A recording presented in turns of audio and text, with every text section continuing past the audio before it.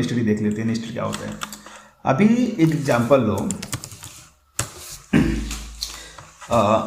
एक आपका store procedure है यहाँ पे, ओके, ये आपका एक स्टोर प्रोसीजर है, दूसरा स्टोर प्रोसीजर यहाँ पे है, तीसरा स्टोर प्रोसीजर यहाँ पे है, मान लो ऐसे मल्टीपल स्टोर प्रोसीजर आपके पास है।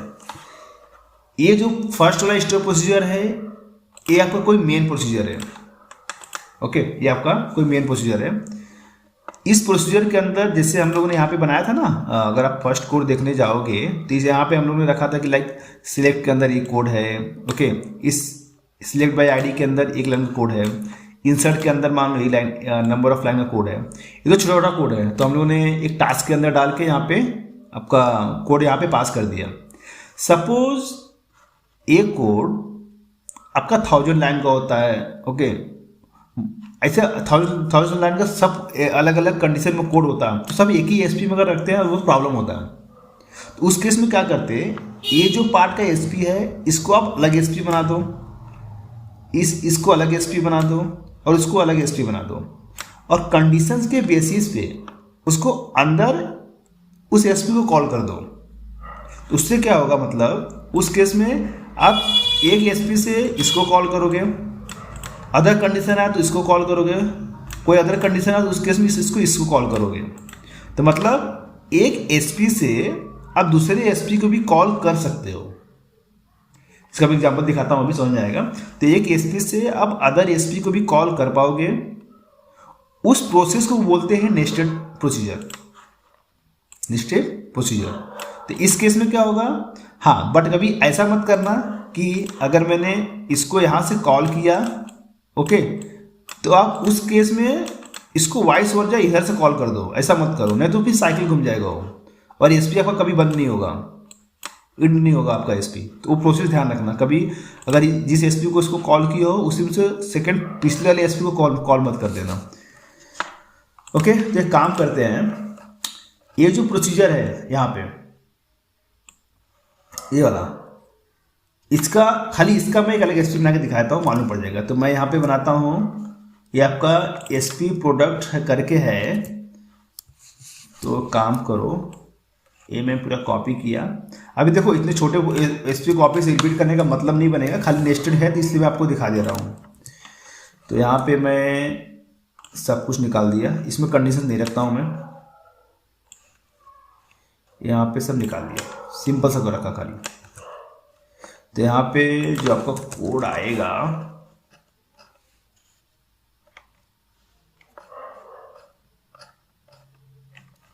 ठीक है, ये जो कोड है ये भी नहीं आएगा, इतना आएगा, तो खाली ये पार्ट आएगा। तो यहाँ पे टास्क की ज़रूरत नहीं है, ओके, खाली प्रोडक्ट आईडी आएगा, इसका नाम मैं लेता हूँ अंडरस्कोर इंसर्ट, बस ऐसा, इसको मैं क्रिएट करूँगा। तो इस केस में क्या करूँगा, जब मैं ये एसपी बनाऊँगा, इसमें से ID, name, price, stock only ये पास करूँगा, वो आके यहाँ पे चेक करेगा, चेक करने के बाद इसको सब प्रॉपर वो एग्जीक्यूट करेगा, अदरवाइज जो उसका मैसेज आएगा वो देके जाएगा, ओके। सो मैं यहाँ पे इसको क्रिएट किया, ये मेरा एसपी बन गया, ठीक है। नाउ इस एसपी को मैं यहाँ पे जाऊँगा, इंसर्ट का कोड सब निकाल दूंगा और यहाँ पे बोल दूंगा एग्जीक्यूट दिस, और यहाँ पे आपका क्या आ जाएगा, वैल्यू, डायरेक्ट वैल्यू आ जाएगी ऐसे। इस केस में कैसा होता है, ये तो भाई छोटा कोड है तो ठीक है, पर बड़ा कोड होता तो इसका मीनिंग बनता, मतलब उस केस में अब अलग एसपी को कॉल करके यहाँ से उसको मेंटेन कर सकते। तो यहाँ पे जो वैल्यू आ रही है प्रोडक्ट आईडी वो यहाँ पास कर दो, एक कॉन्फ्लिक्ट नहीं होगा, उसका वैल्यू इसको रीड करेगा, इसका वैल्यू इसको देगा वो, बस ऐसा। यहाँ पे अगर देखते जाओ तो आपका देखो कोड ऐसे बन गया, यहाँ पे ऐसे कोड बन गया। ये आपका प्रोडक्ट आईडी हो गया, ये आपका प्रोडक्ट नेम हो गया, ये आपका प्राइस हो गया, ये आपका स्टॉक क्वांटिटी हो गया, ठीक है। तो मैं इसको भी अपडेट कर लेता हूँ, ये जो आपका अल्टर है ना, इसको भी अपडेट कर लेता हूँ। अब एक काम करो, यहाँ पे आके इसमें मैं 14 वाले को इंसर्ट करता हूँ, क्योंकि 12 तो मेरे पास है, तो यहाँ पे मैं 13 करता हूँ। 13 नहीं है मेरे पास, आई थिंक 13 नहीं है, चेक करो, हाँ 13 नहीं है, तो मैं यहाँ पे 13 पास किया, इसको रन किया, मेरा नेस्टेड प्रोसीजर है, नेस्टेड प्रोसीजर से डेटा आएगा।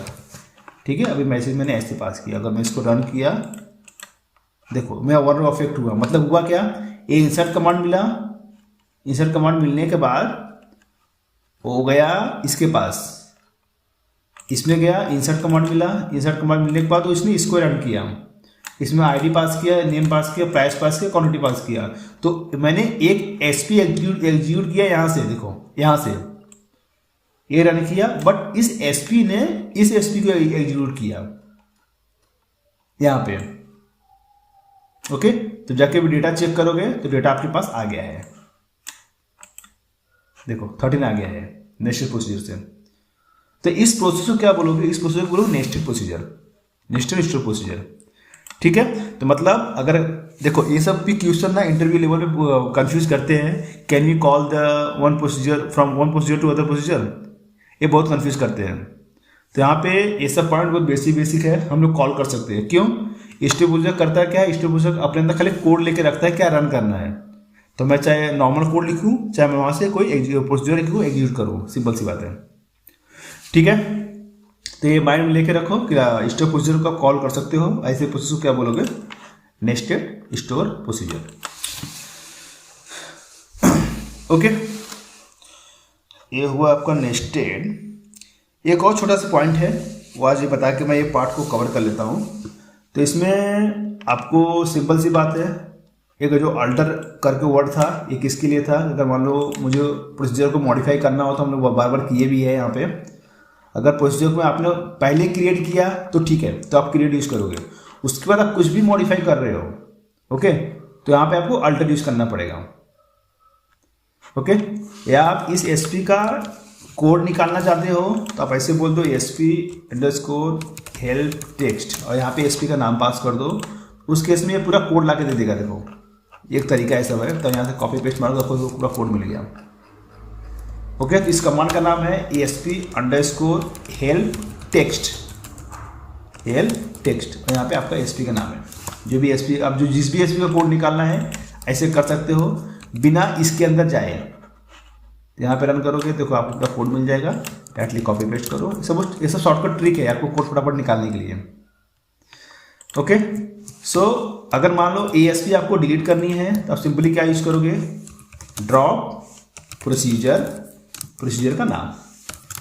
इससे क्या होगा, ये आपका ASP डिलीट हो जाएगी, ये आपका डिलीट हो गया। अब यहाँ पे रन करोगे ये वाला कमांड, ये आपको एरर देगा, क्लियर दिया, ASP प्रोडक्ट इंसर्ट को नॉट बी फाइंड, ये आपका नहीं है, आपके पास नहीं है, ये डिलीट हो चुका है, इसलिए एरर दिया है यहाँ पे। ठीक है, तो कोई भी ASP डिलीट करने से पहले सिंपल देख लो कहीं यूज हो रहा है कि नहीं हो रहा है। ओके, सो यहाँ पे इसको मैं वापस क्रिएट करता हूँ फिलहाल के लिए ऐसे। ठीक है, आप जाके चेक करेंगे, अब इसको मिल जाएगा। यहाँ पे मान लो 14 कर दिया मैं, ये आपका इंसर्ट हो गया। ठीक है, तो अल्टर यूज करो मॉडिफाई करने के लिए, देन ड्रॉप यूज करो अगर कोई से को डिलीट करना है तो ड्रॉप यूज करो। ओके, ये ट्रांजेक्शन में आपको बाद में बताऊंगा, ये थोड़ा बड़ा पार्ट है। और इसमें एक पॉइंट और देख लो, आज के केस में हम लोग देखो जितने भी यहाँ से पैरामीटर पास कर रहे हैं एसपी में, जिससे मैंने ये पास किया, ये पास किया, ये क्या कर रहा है, ये काम आपका एसपी से डेटा लेके, मतलब जब हम लोग कॉल करेंगे तो यहाँ से एसपी से डेटा लेके वो इधर पास करता है। ध्यान देना, एसपी से डेटा यहाँ लेके यहाँ पे पास करता है, मतलब ये इनपुट का काम कर रहा है। जैसे हम लोग टेक्स्ट बॉक्स में वैल्यू पास करते हैं और सबमिट करते हैं तो डेटा कहीं जाता है। बट कभी ऐसा करना हुआ कि मैं इसमें जो वेरिएबल पास किया हूँ वो वेरिएबल रिटर्न करे डेटा, मतलब जैसे मान लो क्रिएट प्रोसीजर एसपी टेस्ट करके बनाया मैंने, SP_टेस्ट, और इसके अंदर मैंने एक वेरिएबल डिक्लेयर किया पैरामीटर 1 इंटीजर। ओके, और यहाँ पे मैंने equal to by default 0 pass किया, बिगिन एन इन, मैं इसको रिटर्न कर रहा हूँ या ऐसे कर रहा हूँ, सेलेक्ट एज ए पैरामीटर, जो भी नाम बनाया मैंने उसी को खाली प्रिंट कर रहा हूँ, कुछ कर नहीं रहा हूँ अभी मैं। ओके, तो ये जो पैरा है ये मैं यहाँ पे प्रिंट किया है, इसको मैं रन किया, बिगिन सॉरी यहाँ पे आई जाएगा। Okay, eyes begin and. तो अभी क्या होगा, अगर मैं इसको रन किया, मान लो मैं इसको 10 पास किया, तो क्या करेगा वो, 10 यहाँ पे आएगा, सिलेक्ट 10, तो यहाँ पे नीचे 10 आएगा, देखो नीचे 10 आया। बट ये जो 10 कैसा आ रहा है, वो रिजल्ट में आ रहा है। ओके, दूसरा तरीका यह है कि आप इसको मैसेज में दिखा सकते हो, कैसा, अगर इसको मैं प्रिंट कर दूँ, देखो इसको मैं प्रिंट कर दूँ, इसको मैं अल्टर करता हूँ क्योंकि मैंने चेंज किया, प्रिंट किया। अब क्या होगा, अभी आपका सिलेक्ट में नहीं आएगा, देखो मैं कहीं किस में आया, मैसेज में आया। तो दो तरीका है, एक तो सिलेक्ट है एक प्रिंट है। बट वो डेटा आपको ना प्रिंट करना है ना सिलेक्ट करना है, जो भी कैलकुलेशन होगा उसको रिटर्न करना है। ध्यान दो, जो भी कैलकुलेशन होगा उसको रिटर्न करना है।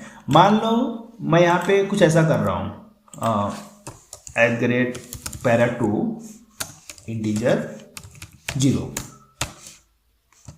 ओके, मैं ये कर रहा हूँ कि ये दोनों को मुझे प्लस करके चाहिए, एग्जाम्पल प्लस करके चाहिए। तो उस केस में क्या होगा, उस केस में ये आपका रिटर्न करेगा खाली, मैं ये पास किया, (20 पास किया, तो मुझे क्या कर देगा, 30 देगा।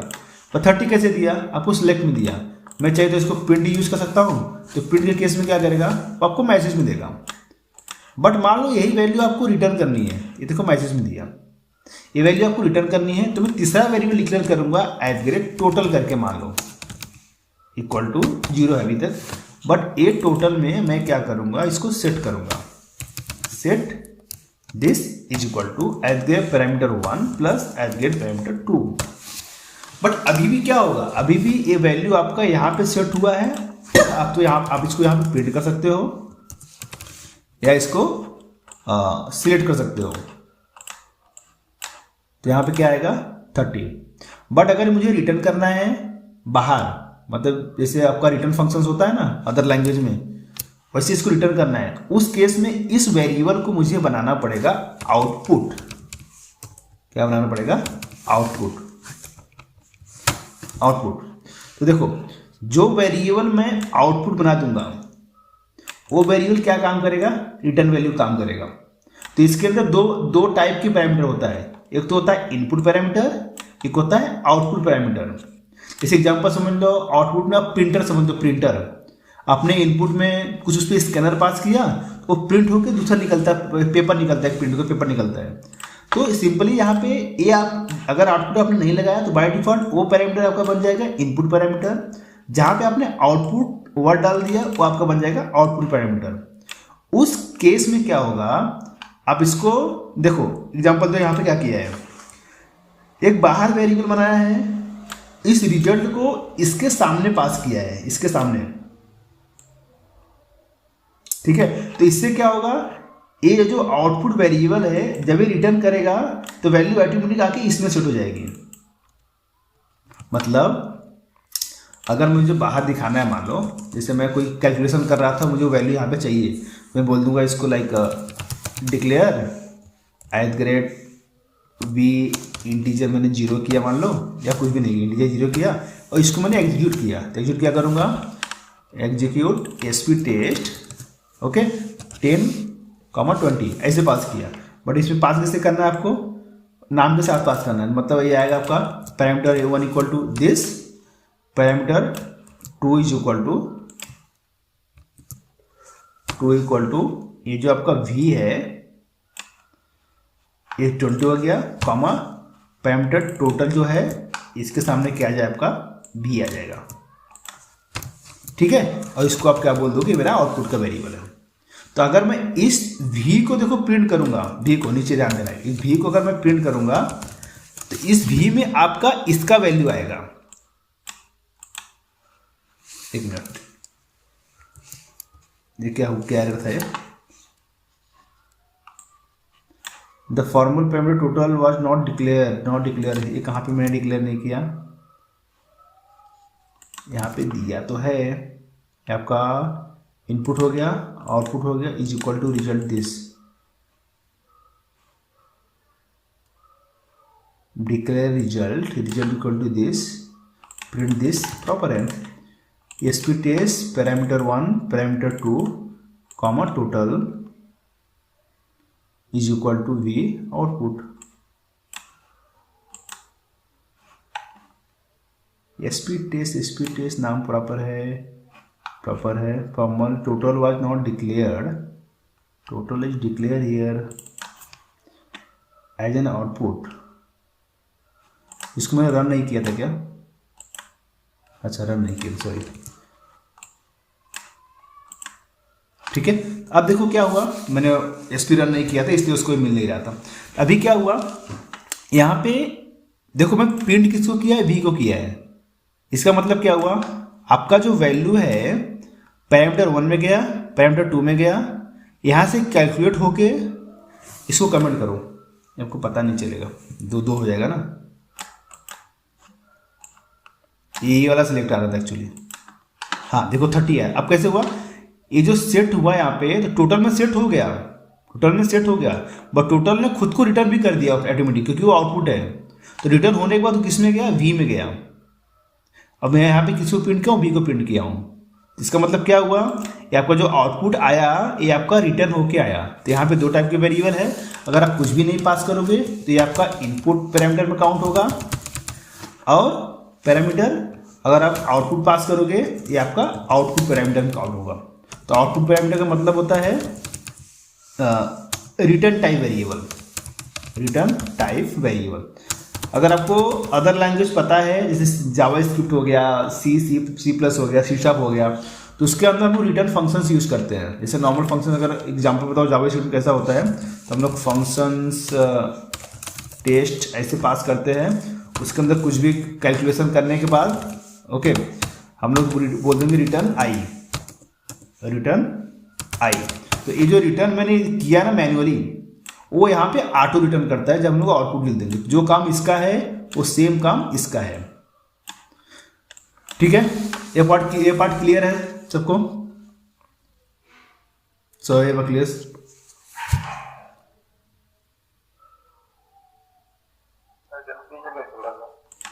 कंफ्यूजन कहाँ पे है, आउटपुट वाले में या इनपुट वाले में?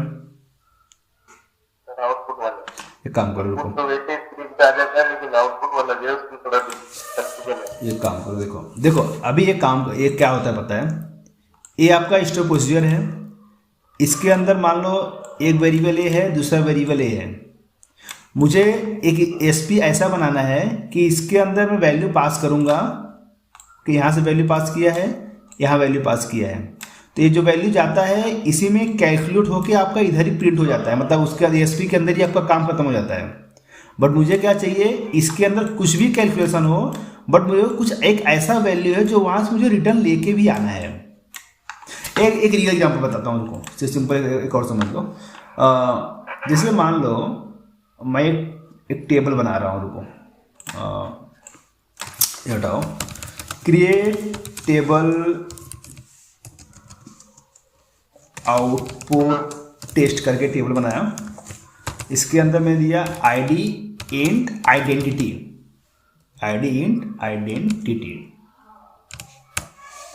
और इसके अंदर मैं रखा नेम, जस्ट सिंपल सा रख रहा हूँ मैं, इन वेरी केयर। नाउ यहाँ पे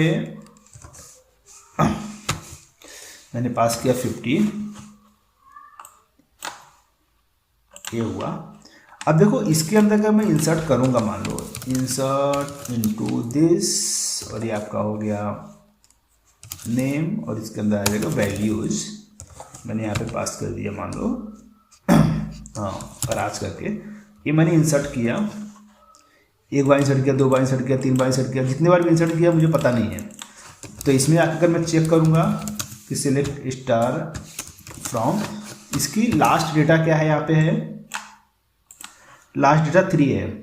ओके, मान लो मुझे लास्ट आईडी चाहिए कि जो बंदा भी इंसर्ट हुआ है उसकी आईडी क्या है, मान लो आईडी चाहिए, तो मैं क्या करूँगा, ये जो है वैल्यू, मान लो मैं इसमें ही काम कर रहा हूँ, यहाँ पे पास किया, इंसर्ट का काम कर रहा हूँ, ठीक है।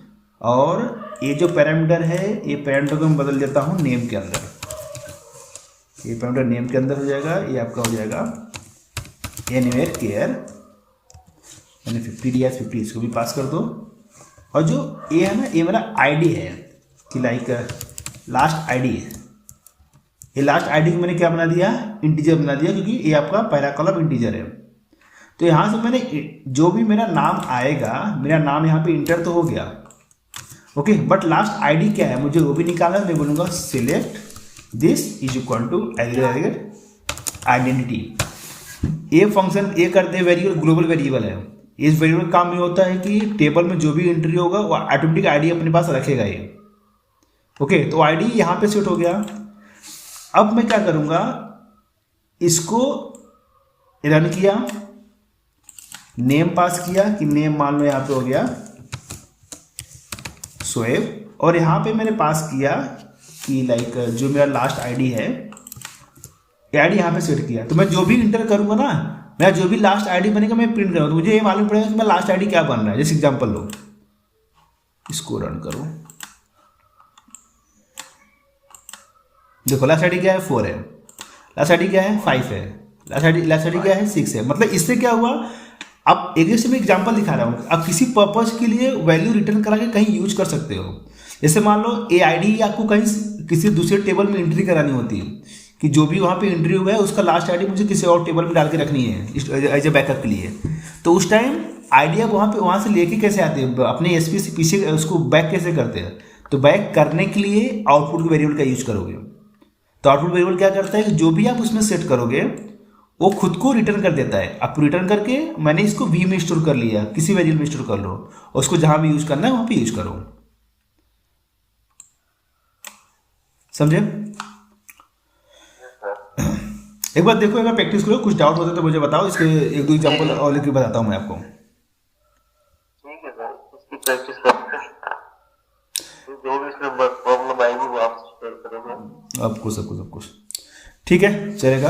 तो नेक्स्ट में अभी आज के लिए रखो, नेक्स्ट में ट्राई करता हूँ ट्रांजेक्शन कवर करने के लिए। इसमें कुछ ट्रांजेक्शन सब है, तो इस सब जब आएगा तो आप ऐसे पॉइंट आपको आगे सब कवर होगा फिर, ठीक है। ओके, चलो, थैंक यू।